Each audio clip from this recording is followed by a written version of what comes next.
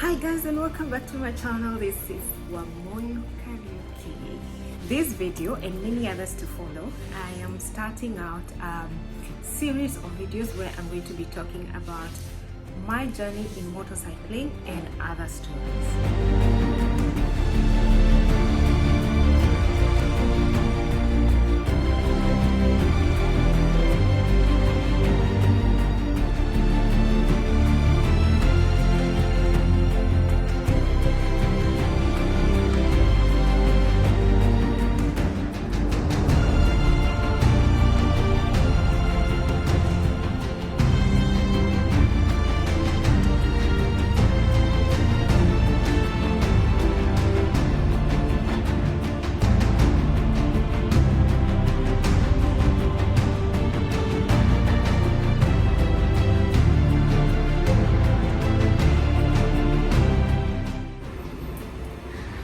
So yes, today I've given my face a little touch up, not makeup because I don't do makeup. I don't even own any, just a little touch up.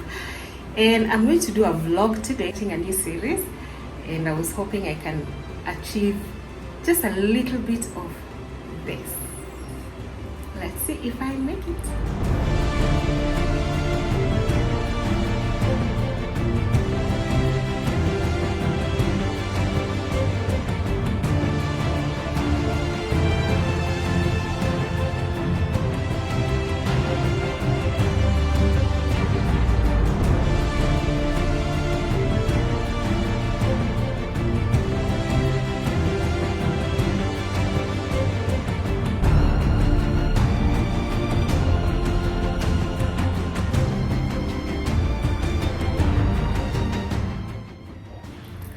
Yes guys, that was me before I started riding motorcycles. I was so girly. Yes. So let's get into the story of how I got into motorcycling. Let's go. I receive a lot of questions, and so I feel that I have the time and I can answer most of this, if not all. And if you have more questions about me that you would like me to answer, or videos you would like me to do regarding my travel, please put them down in the comments below. I will really appreciate, and I will get back to you with answers. So let's first go back to my childhood a little bit so that we understand why or how I got into biking, because this particular first episode of this series is about how I got into biking. So long time ago, when I was 10 years, I visited my auntie in Nakuru, and I remember vividly like a dream, seeing my cousin, and I think it was him and his friends. Either the bike belonged to him or the bike belonged to his friends. I'm not sure. I was only 10. But they rode in on a bike. There were like 4 young guys.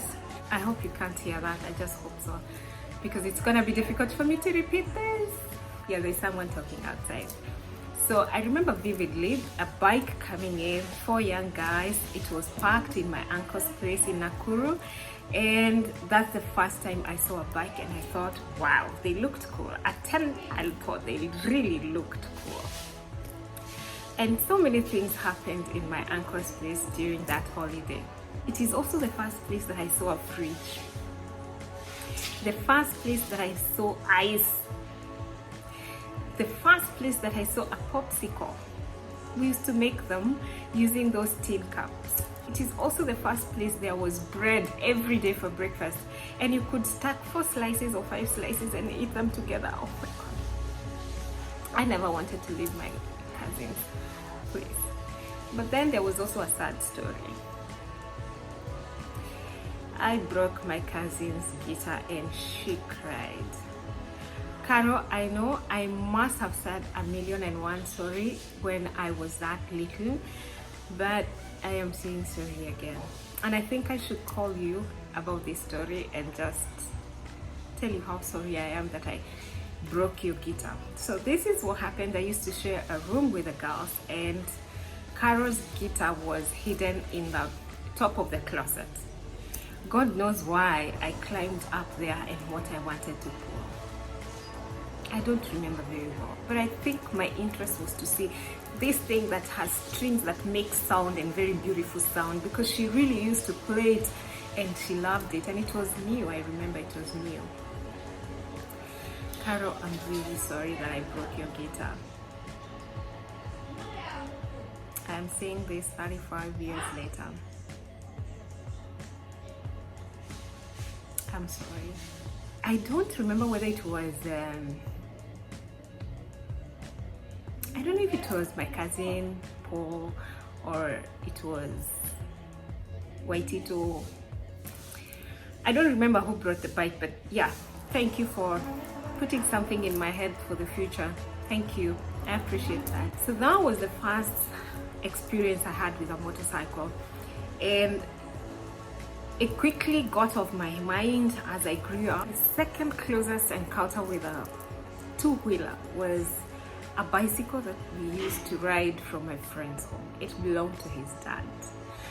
So again, not my own, but these are like my very first experiences with two wheels, a motorcycle and a bicycle. And of course, as I grew up, they kind of faded off. And then there was the rally. We used to walk like 5-6 kilometers or more to go and watch Shaka Mehta. Shaka Mehta was my hero. Shaka Mehta was my hero. So you're going to notice that I've changed location. Yes, I had to move away because there was a bit of noise. There was some people talking on the other end. So I've changed location, and this is also beautiful. Yeah. So where were we? Oh yes, I was telling you about the rally. So the rally was a consistent sport in my life growing up because it was international and it happened every year, and it happened in Kenya, and I loved Shaka Mehta so much. We used to walk with cousins and friends from the village, and we would do like 6 kilometers or more to go and watch the rally. And I even used to have my own, because I remember the newspapers used to make like a chart where you can record who's winning, who's passed what sport, and I used to do all that. Like I would get that newspaper cutting and do it, and if I don't get a newspaper cutting, I would draw my own on an exercise book. I was that into the rally. So fast forward in life, I finished high school, I came to the city, I went through college. At some point I moved to Kitale and then came back to the city and picked up this hobby of mine, going to watch the rally. And while at it, I met Azar Anwar, and I started training with Azar. The next photos are going to make you laugh or jazz you or whatever, but I started training with Azar. They used to have a track in the river where it was a closed environment, it was safe, it was supervised, and you could go there and train even with your car. So they would allow you to train with your car and at least learn the basics from your car. And the process included, first you had to take your car to Azar's garage, which was near Nairobi Hospital by then, and then they would inspect your car and tell you whether it's fit to go to the track. If it's not fit, they would say no. And so yes, my Spacio passed this test and I would take it to the track. So yes, what you're seeing here, I wish I had videos for this time, but I only have photos. So then I was so much into this, and Azar even took me for one of his recce's. I did a recce. I learned how to read notes, so I could double up either as a driver or as a navigator. But unfortunately, it never took off. This sport never took off because it was very expensive. He helped me get someone who was building a car and had done quite a bit of work on that car. And I needed to put in some money so that we can sign up for the race and we can finish the car, we can have a team, and some spare parts that are needed during the race. And that was quite some money that was required, and that was going to be one race. So I looked at the numbers and I said, could I be able to sustain this in future? No, I wasn't making good money, and it wasn't really my priority at the time. And so I dropped the rally and went back to the back seat where I was a spectator who loved the rally. Now, time moved on, and then in my late 30s, I was feeling like I really need something new. I need something that, you know, excites me and gives me the oomph in life. And so I started thinking about the motorcycle because I already knew I can't afford the rally anymore. At the same time, I was going through a hard time in my office. My career was going through a tough time. It was tough in the office, and I needed somewhere to take out, you know, all this. I needed something to take away all these tough times away from me. And I started thinking about motorcycles. I remember researching on Google, checking out who does training in Nairobi. I even used the yellow pages, looking who are the registered motorcycle rider schools, and I could not find any. So I started walking door to door in driving schools and asking whether they do motorcycle riding training. This was now in 2015, like the entire time between when I thought about getting on a motorcycle or motorcycle training and when I physically started doing the actual looking was like 3 years. So I found out 2 schools that could do this, but the problem was one of the schools, you needed to be a pillion.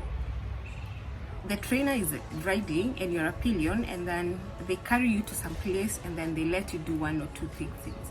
I wasn't comfortable with that. And then the other school, everything sounded good, but they only did the training between 10 o'clock and 11 in the morning. Those were my working hours. So I decided those 2 schools will not work for me.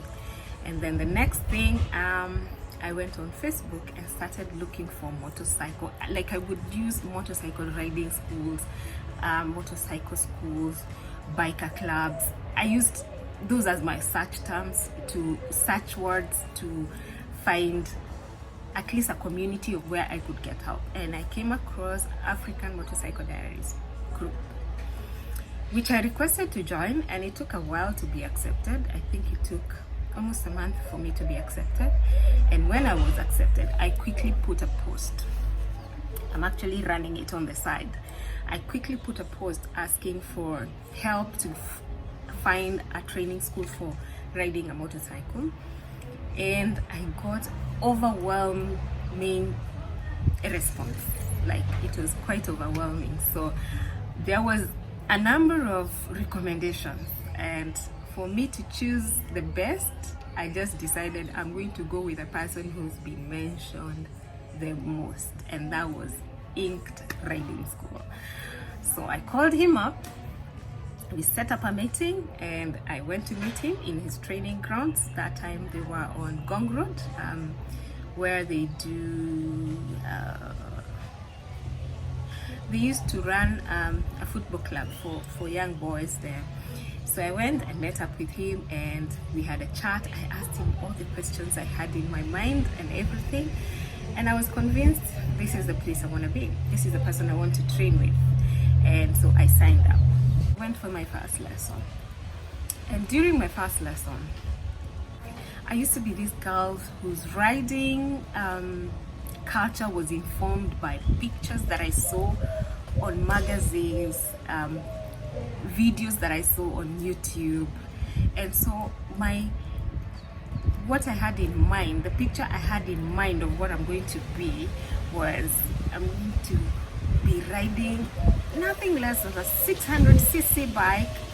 It was going to be a sports bike. Hello. It was going to be a very big Kawasaki. I was going to be zooming at those 180, 190 kilometers per hour. That's the image I had about riding a motorcycle. The first lesson, what happens is he wants to understand what you think about riding. He wants to understand your mentality about what you're about to get into, and then you're taken through the parts of a motorcycle, like you're shown. This is a throttle, this is the clutch, this is the gear, this is these are the gears, and this is the brake. And basically he shows you the motorcycle in takes you through each and every part of it. But the most important part in this first session is him to understand your mentality of what you're getting into. Because I remember one thing he told me after I spoke to him about how I think I'm gonna ride a big bike, I'm going to be zooming and looking so cool. He told me, we need to tame you. You're the kind of people we need to tame. Yes, you're coming here with the wrong mentality. This is not what biking is. So I left thinking, what does he think I am? He doesn't know me. I've ridden a rally car. I have done bigger things. What does it mean that he needs to tame me? So anyway, I went back for my second lesson. And the second lesson, you sit on the bike and now you have to move it. So you have to do the throttle and move the bike on first gear. And I think I moved it, stalling. I stalled, tried again, stalled, tried again, stalled. And the next I moved, but I pulled my throttle so hard, I panicked, went for the brakes, and then he said, pick it up. That is the moment that I knew, yes, I need to be tamed. I need to tame myself. The 600cc bike and the speed and everything is not for me. This was a 180cc bike. It felt extremely heavy. It also felt extremely powerful. At the pull of the throttle, without knowing what I was getting myself into, it felt powerful. And that's the moment I realized, yes, what he was talking about taming, I now understand it. I need to have the right mentality about riding, and I need to understand exactly what I'm getting myself into. And I need to know the safety precautions and how to handle myself with a motorcycle. That was my first big lesson in motorcycling. So anyway, on the same day, as much as I panicked, as much as I thought, well, this is something that I have to think deeply, I told him I want to buy a bike. And he asked me, have you thought now what you want? And I said, yes, now I don't want the 600cc. Please get me a starter bike. Anyone selling, I would like to start looking at options that are available for me. And yeah, I'm ready to buy a bike. I think I understand what this is and I still want to get into. So this is the first bike that I tried out. And this was, I think, on my third lesson. I saw someone posted it on Facebook and I DM'd them and we had a chat, and I told them to bring it to the training grounds. I would like to have a look at it. And yes, that's the first bike I sat on. The second bike I sat on was this one. It was being sold by a girl who had trained in the same school, and she had been riding it for a couple of months. I can't remember how long she had it, but I think it was below a year. And she wanted to upgrade to a bigger bike. When I sat on this second bike and I pushed it, at that point I could be able to move with the bike, take corners. I was going up to third gear comfortably, and I took rounds with it in the compound, in the training ground. And it felt so nice. It felt so light and so swift and everything that I was thinking in my head. And I told him, I'm buying this one, so yes, I want to talk to her more. We started the conversation about buying the bike, and we agreed on everything, and she was to deliver the bike to my office on, I think, on a Monday or Tuesday and collect her check. This was purchased after 3 lessons and delivered to my office. In my office parking lot, I had a car. I also didn't have any license, and I wasn't trained well enough for street riding. Let's say that I could ride in the training ground, but not on the streets. And after she left, she even left me her helmet. She left me her gear, her entire gear, and she told me, "I'll leave you my gear so that you can take the bike home, and then I'll collect it." And then after she left, I was like, wait a minute, I can't ride. So luckily I got help and I got someone to take the bike home. So after signing up, I'm working 8 to 5 and I had a demanding job, and this job was also stressful at some point. And so I used to go to school, and every session I took, he had two options. You could either set up a calendar for all your lessons and then you pick the time and that's when you show up. Or every time you went, you picked the available slot for the next day if you're available, which was to help those who are working be flexible with their time and how their work demands are, and those who have all the time could set up how they want to do their training. And so I was in the category that has to pick a slot. Every time I finish one session, I have to pick a slot for the next one the next day. And let me tell you, most of them were available at 6 in the morning. Do you know what that means?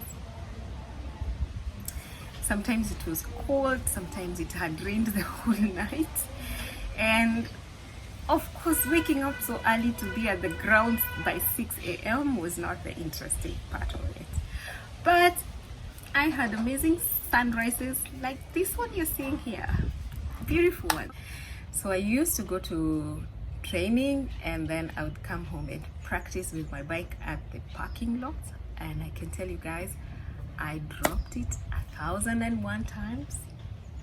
I embarrassed myself in the parking lot. I remember one of our girls saying, Mama Michelle, how comes you can't ride this one? This one is so light, it's so simple. Can I ride it for you?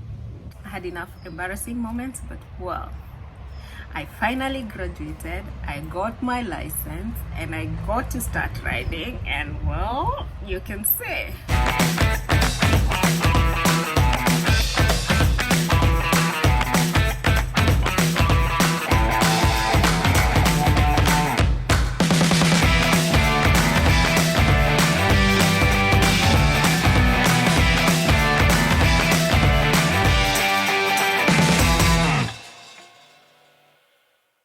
But to add on to what I have talked about, it's good to train with a reputable training school. That's very, very important.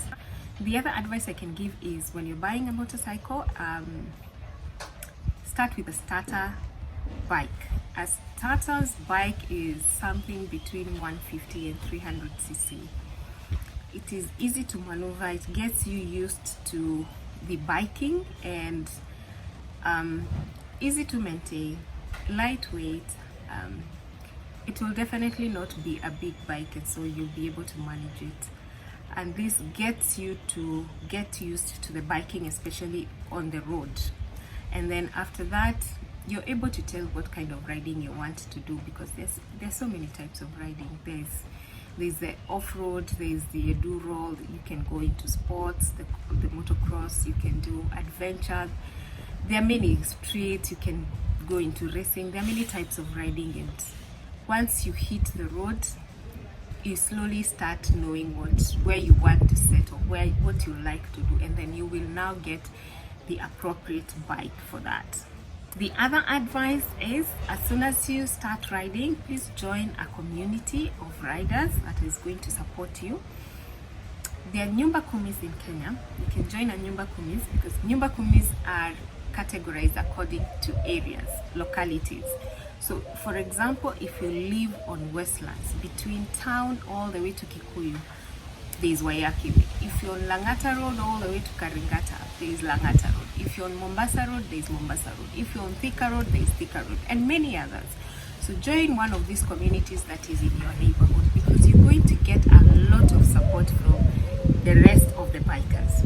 They will help you get on the road if you're afraid to get on the road by yourself. You'll have people ride with you.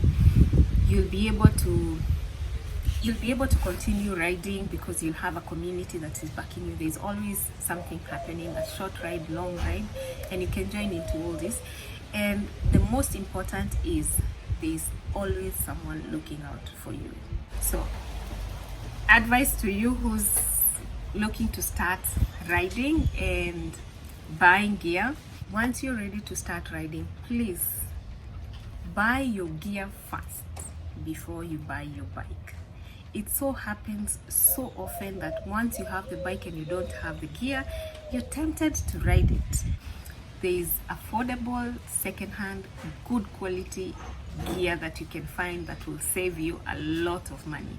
The other one is, please have an insurance cover, a medical cover, and insure your bike with a reputable company. There are companies that we know will say no to bikes, but there are companies that accept motorcycles. Please ensure that your motorcycle is well insured and you have a medical insurance. If you don't have a private medical insurance, ensure that your NHIF is up to date. So guys, that is my riding story. That is how I got into riding. So if you're one of those people who have asked me how I got into riding, I hope this video answers a few of your questions. If you're one of those people who are looking to get into riding, I hope this answers a few of your questions. If you like this video, please give it a thumbs up. Share it with friends, and let's see you in the next episode. I think in the next episode we'll be talking about my first ride. Ta-da!